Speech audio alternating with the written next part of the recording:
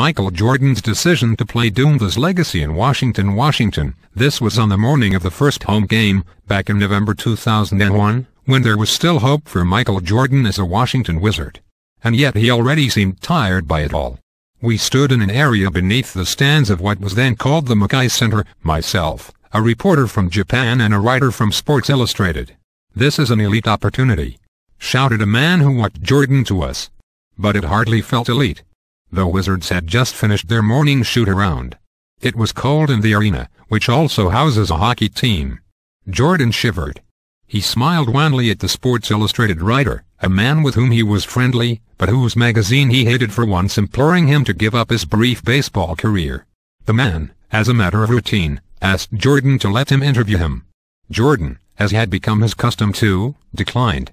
It was almost a joke between them. The Japanese reporter handed Jordan a DVD as a gift. He took it awkwardly. He mumbled a couple of words about being glad to be back playing basketball, and then he was gone. On or off the court, Michael Jordan couldn't make the Wizards winners. Getty Images. Jordan played well enough that night, just as he did in the 2 seasons of his third comeback. He scored 20 points in a victory over a Philadelphia 76ers team that was missing its best player, Allen Iverson. Still, something seemed empty. This was in Chicago, where he had become the greatest player in the world. It had been 3 years since he walked away from that finals-winning shot in Salt Lake City. Now he was 38 on a strange team, and already there were chips in the wall of reverence his teammates had always built for him.